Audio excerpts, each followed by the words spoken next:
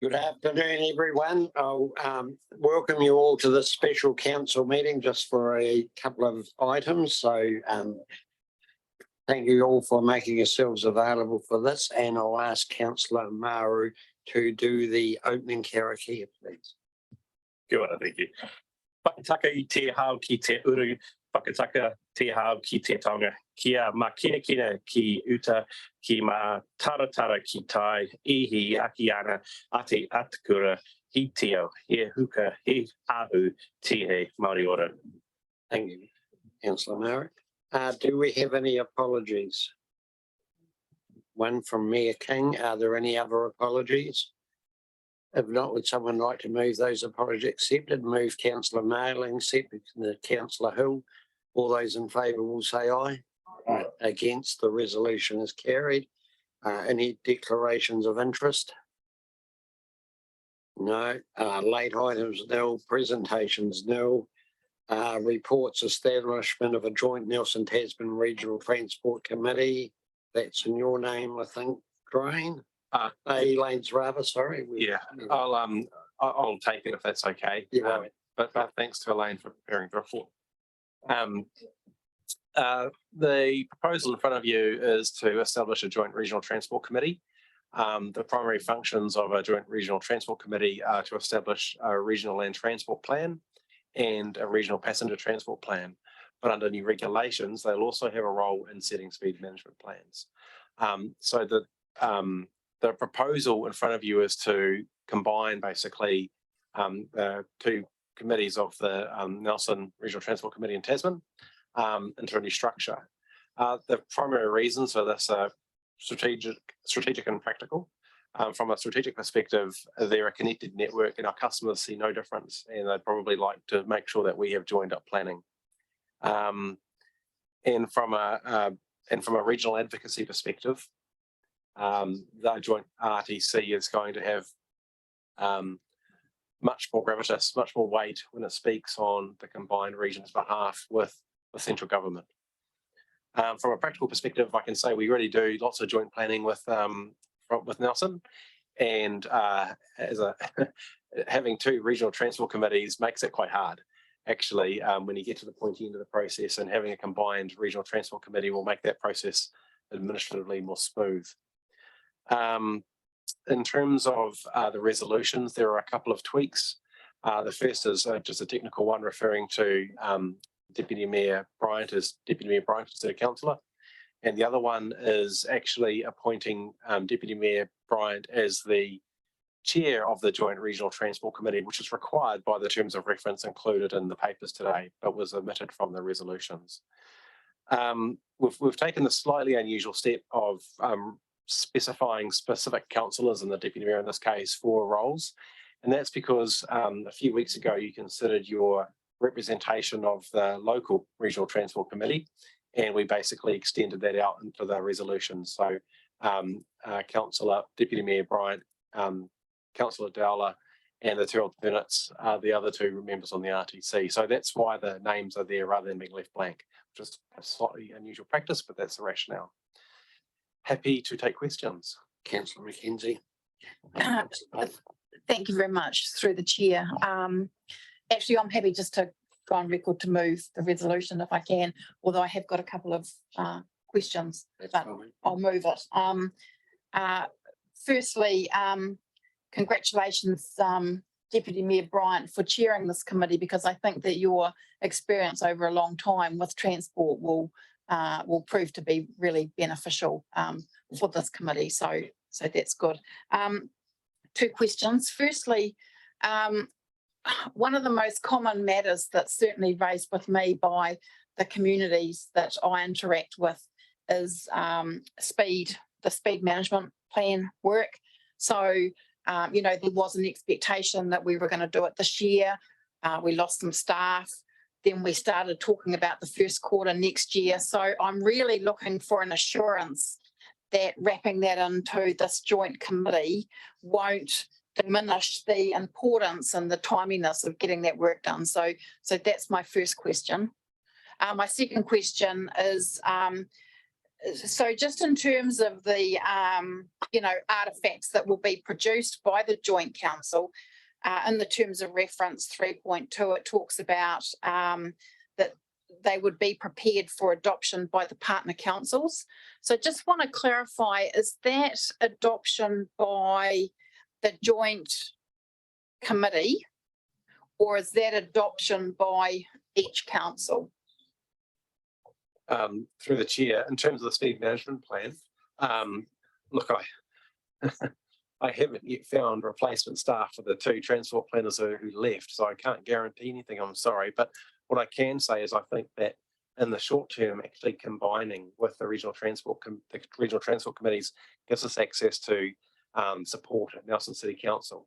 And it's no secret that one of those staff members are our former staff members and are familiar with our issues and the speed management plan framework and all the work we did ahead of it, and actually might give us a little bit of a jump on where we might otherwise be. It doesn't diminish its importance in any way. And if anything, it helps elevate its the strategic role speed management play in achieving our regional land transport objectives. Yeah, okay. In terms of the joint committee, actually, I'll have to get some legal advice, but my usual reading of the legislation is it goes back to the full council of each council. But of course, that council can decide if it wants to make decisions jointly. So that'll be something we have to pursue once the new regional transport committee is formed, about whether we take that to a joint council or separately to the respective councils.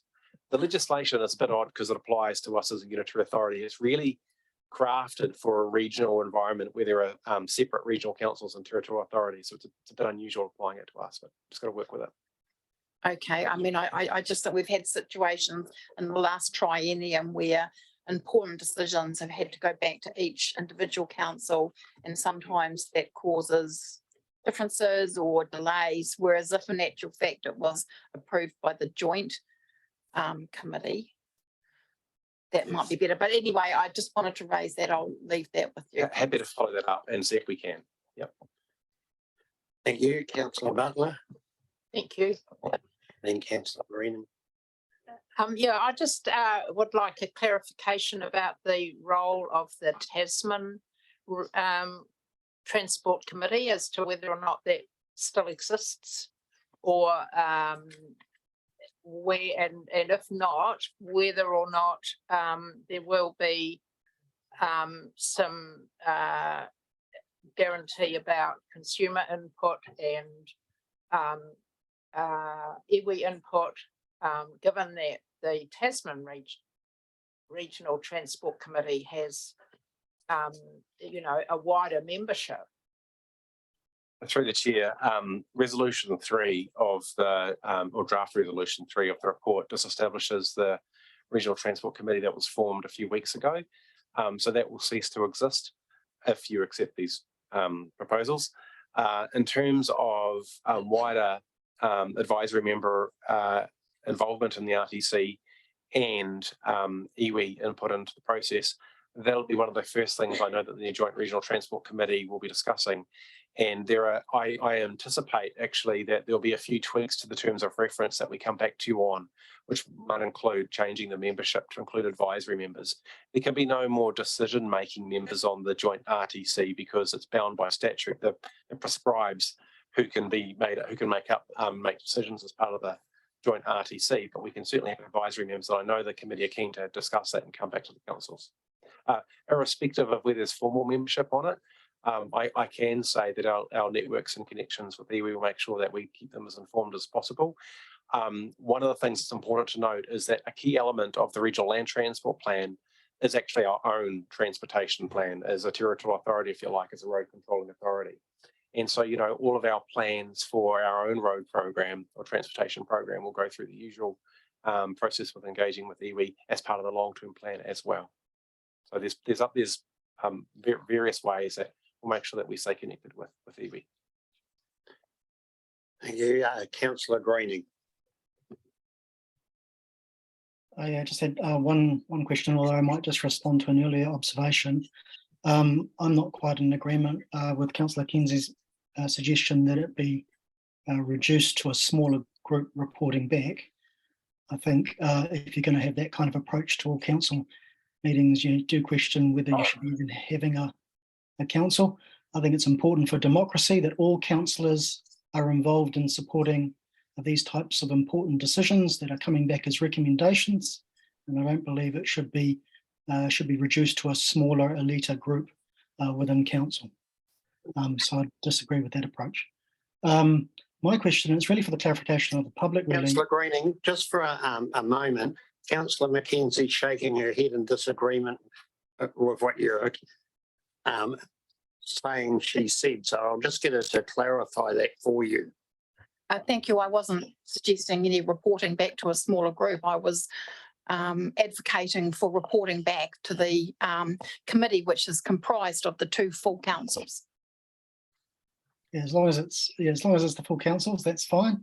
But I think it can be dealt with by the councils themselves without having a mega group. As you say, those kind of joint councils appear less frequently than our full council can meet. So if the concern is timeliness, I would be supporting the full councils making the decisions separately and moving along quickly rather than trying to bring in larger swarms of cats together, because herding cats can be very difficult.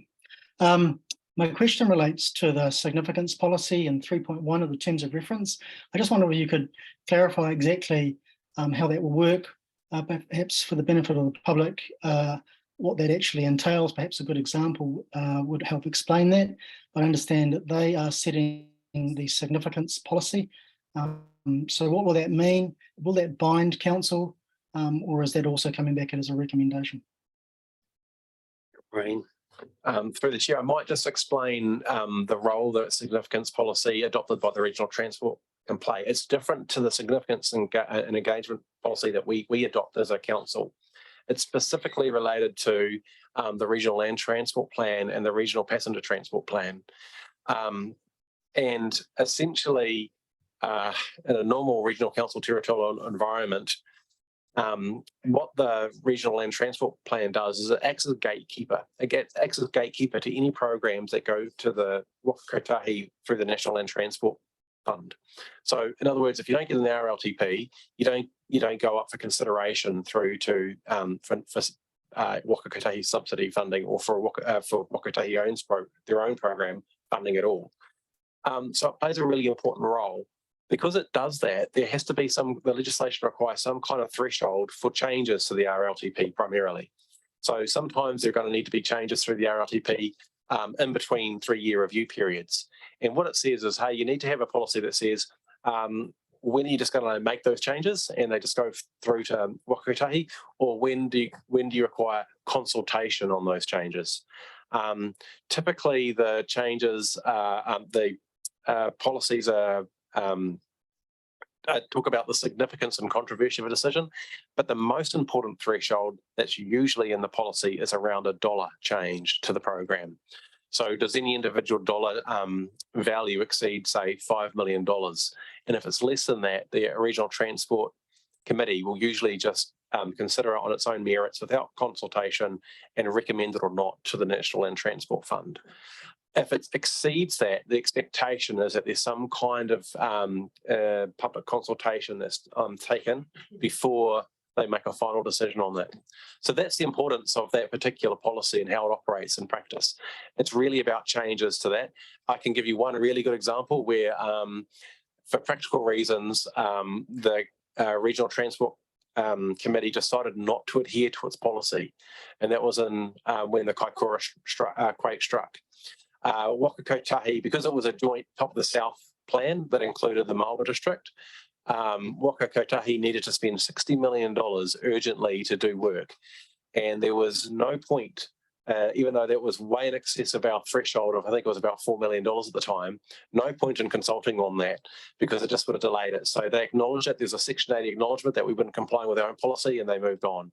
But other than those kind of emergency situations, if, say, Waka Kotahi turned up and said we'd like to spend $10 million in extra road safety improvements and include it in the regional land transport plan, well, that would probably require some public consultation before it was finally adopted and transferred through to the NLTP for consideration. So hopefully that answers your question. Councillor Greening, anything further? Anything further, Councillor Greening? You're on mute, Mark. I'm happy to second it if it hasn't already been seconded. I just want to make the observation that I think it's really important that we should be working with Nelson City Council. I think there are also other opportunities for alignment. I think there's a number of back office arrangements that could also be aligned. One that immediately comes to mind is IT, which I think we should be working together on and getting good alignment on, perhaps even better cost savings than what we're currently incurring, maybe even further efficiencies in other back office arrangements. So hopefully this is not the end of working more closely with Nelson and getting more back office aligned. Thank you. Thank you. Councillor Hill. Just in terms of the, through you, Chair, sorry, just in terms of the number on the committee. So our committee, as a Tasman committee, had 4 councillors plus a waka kotahi person, plus maybe others. I'm not very familiar with the transport world here. I just do a lot of driving. To get here very willingly. So in terms of the numbers of having this joint, I guess Nelson City had similar numbers to they on their transport committee. Just thinking, what was the thinking behind coming up with 4 and 1? Yeah, so the land transport